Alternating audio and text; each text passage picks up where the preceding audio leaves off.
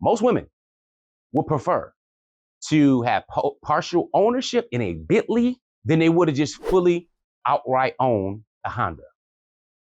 They would prefer partial ownership in a Bentley, drive it a few times a week, than full ownership in that Honda. What does that mean? What does that have to do with me, Coach Nazir? Well, here's the thing. Most men that desire polygyny and speak up and talking loud about it and stuff like that, y'all look like Hondas. Warning, viewer discretion is advised. The content, views, and educational material you are about to experience could challenge your belief, trigger strong emotions, and frankly, piss you off. This isn't for everyone.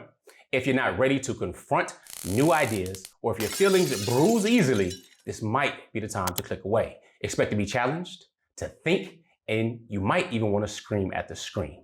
Proceed with caution, and remember, you chose to be here. Let's get it. Assalamu alaikum, Coach Nyla, one of the founders of Outstanding Personal Relationships, as well as one of the authors of the book, Let's Talk Polygamy Uncensored. Now, sometimes men have this challenge. They ask me questions like, Coach Nyla, what can I do? My wife is not going to be satisfied no matter what, now that she knows I want to practice polygyny. Or they're in polygyny already, like, my wife's just constantly giving me hell non-stop, no matter what. And traditionally, that comes from initial wives. And we'll talk about that in another video. Nevertheless, here's the thing.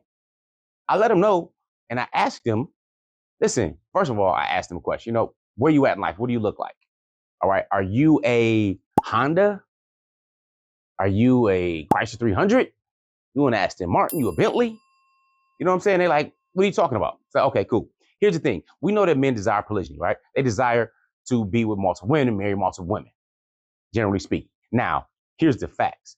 Most men do not want to practice polygyny because that requires responsibility. Of course, they want to be with multiple women. They do that in many different ways, all right? Whether that's virtually speaking, through porn or whatever other outlets they have there, or in person with escorts or jump downs, mistresses, and so on and so forth, girlfriends on the side and stuff like that. Happens all the time in every place. So when I'm talking about polygyny, I'm talking about clearly pro-morals. I'm talking about marriage. So what do I mean by, are you a Honda?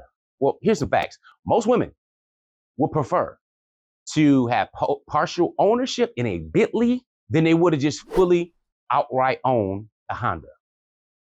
They would prefer partial ownership in a Bentley, drive it a few times a week, than full ownership in that Honda.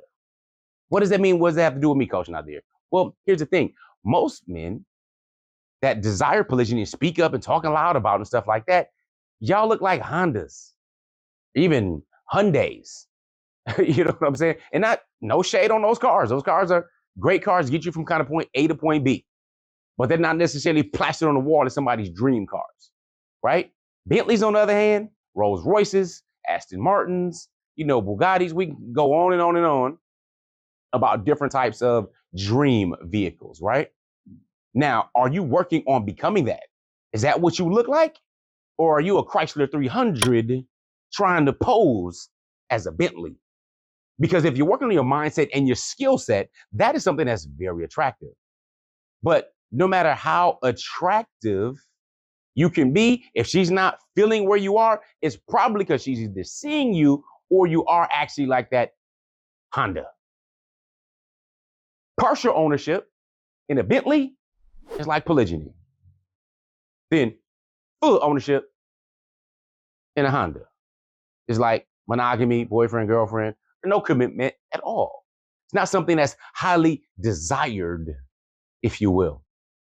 Once you become more desirable, more attractive by working on your inner and demonstrating, transferring that to your outer, that's when that shift happens. That's when you know you got your shift together. That's when you understand not only your optionality, but then you slow down and you choose better. Because coaches love to draft, all right? And they look for the best skills in their draft picks. But you need to know how to pick. In other words, you end up with a dud. So with that being said, are you Honda, Bentley, or a Chrysler 300 posing as a Bentley?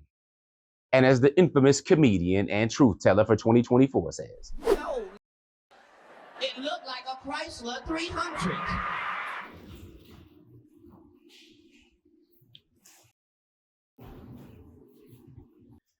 Again, are you the